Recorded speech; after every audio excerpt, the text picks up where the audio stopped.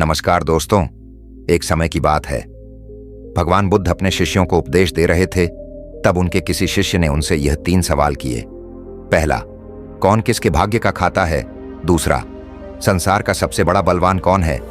तीसरा, जो अपनी बात से मुकर जाता है उसका अंत में क्या अंजाम होता है? गौतम बुद्ध कहते हैं, तुम्हारे यह तीनों ही प्रश्न बहुत ही महत्वपूर्ण हैं, क्योंकि इन तीनों प्रश्नों के उत्तर हर मनुष्य को जानना जरूरी होता है। इसलिए मैं तुमको यह कहानी सुनाता हूं। उस कहानी में तुमको तुम्हारे इन तीनों प्रश्नों के जवाब मिल जाएंगे।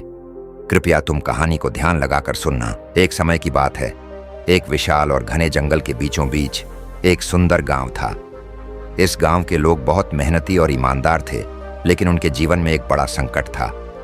जंगल में एक भयंकर शिकारी, जिसका नाम था काला, आ गया था। वह गांव के सभी जानवरों का शिकार कर रहा था, जिससे गांव के लोग भयभीत हो गए थे। गांव के मुखिया ने एक बैठक बुलाई। सभी लोग चिंतित थे। तभी एक युवा और साहसी युवक, जिसका नाम विक्रम था, खड़ा हुआ। उसने कहा, हमें इस शिकारी का सामना करना होगा। अगर हम एकजुट होकर काम करें तो हम इस समस्या का समाधान कर सकते हैं। गांव के लोग पहले तो डर गए, लेकिन विक्रम की बातों में एक शक्ति थी। उन्होंने एकजुट होकर विक्रम का समर्थन किया। विक्रम ने योजना बनाई कि उन्हें जंगल में जाकर काले का सामना करना होगा। एक रात विक्रम अपने कुछ दोस्तों के साथ जंगल की ओर बढ़ा। रात का अंधेरा और जंगल की खामोशी उन्हें डराने वाली थी, लेकिन विक्रम ने कहा, डरने की कोई बात नहीं है। अगर हम एक दूसरे का साथ देंगे तो हम सफल होंगे। जंगल में चलते चलते उन्हें काला मिला। वह एक विशालकाय शिकारी था, जिसके पास तेज धार वाले नुकीले हथियार थे।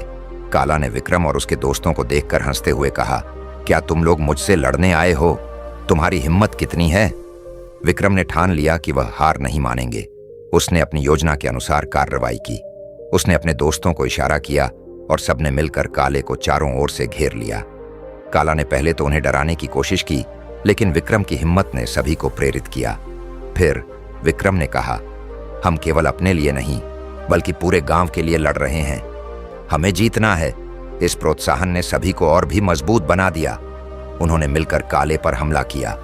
काले ने जब देखा कि वह अकेला पड़ रहा है तो वह भागने लगा, लेकिन विक्रम ने उसे पकड़ लिया। हम तुम्हें मारने नहीं आए हैं, बल्कि तुम्हें अपने कर्मों का एहसास दिलाने आए हैं, विक्रम ने कहा। काला, जो अब घबराया हुआ था, ने कहा, मैंने कभी नहीं सोचा था कि तुम लोग मुझसे लड़ोगे। मैं तो केवल शिकार कर रहा था। विक्रम ने कहा, शिकार करने का मतलब यह नहीं है कि तुम निर्दोष जानवरों का शिकार करो। तुम्हें अपनी शक्ति का उपयोग सही तरीके से करना चाहिए। अगर तुम चाहोगे तो हम तुम्हें एक नई जिंदगी दे सकते हैं।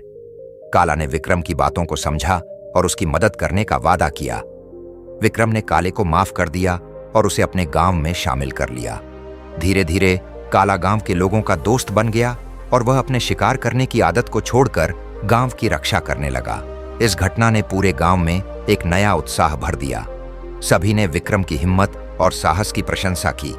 विक्रम ने साबित कर दिया कि एकता में ही शक्ति है।